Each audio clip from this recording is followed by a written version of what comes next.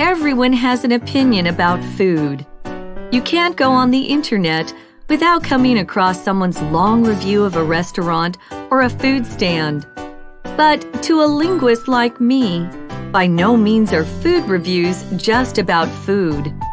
The words you use when you write a restaurant review say as much about your own psychology as they do about which dish to order.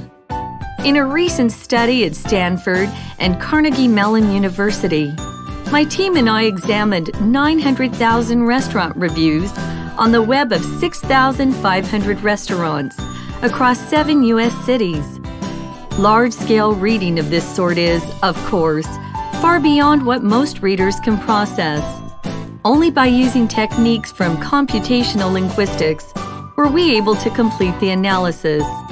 We wrote software to automatically count the number of words, their complexity, and the number of times certain words occurred, such as specific pronouns or particular nouns or adjectives.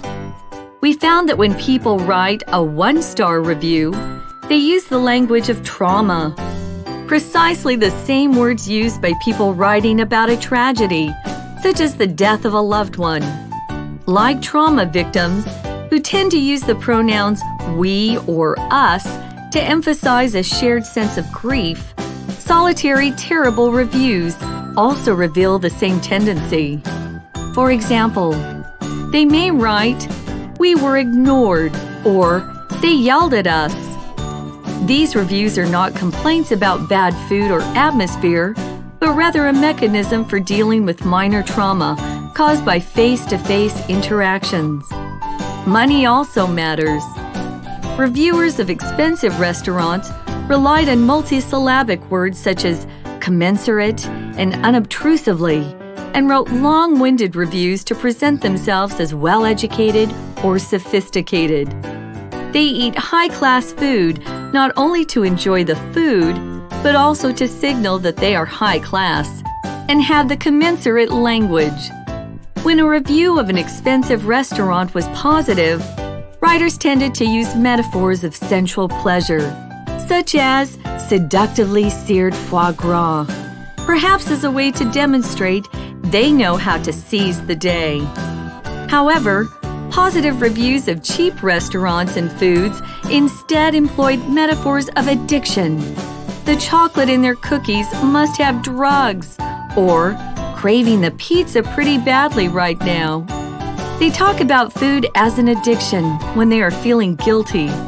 By putting the blame on the food, they are distancing themselves from their own sin of eating junk foods. In fact, women are more likely than men to use these metaphors, suggesting that they are more likely to feel the pressure caused by eating unhealthy food. In another study, my student and I looked at the advertising text on the back of packets of chips. As with reviews, we found that the more expensive the chip, the fancier the language.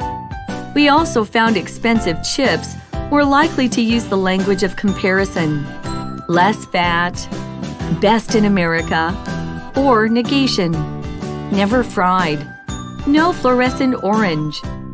In fact, chips cost 4 cents more per ounce for every additional "no" on the packet.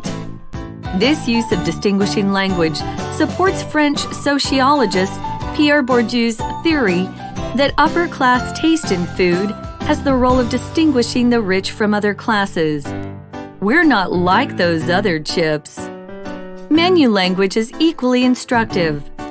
In one of my studies, we computationally analyzed thousands of U.S. menus and found we could predict prices just from the words on the menu.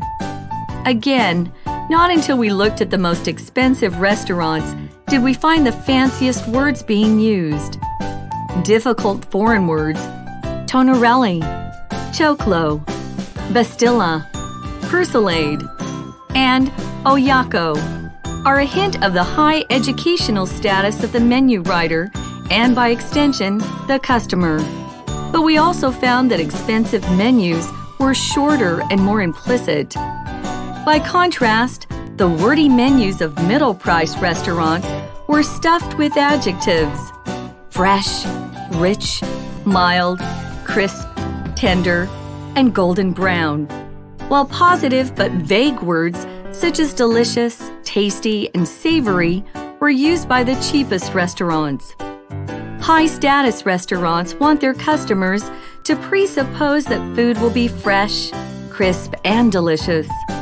The overuse of adjectives on middle-priced menus is thus a kind of compensation, a sign of status anxiety, and only the cheapest restaurants, in which the tastiness of the food might be in question, must overly exhibit the delicacy of their treats. We are surrounded by the language of food, words that offer a window into our psyche, our finances, and our society. Next time you choose an entree or tear open a packet of chips, read carefully. You may just be putting words in your mouth.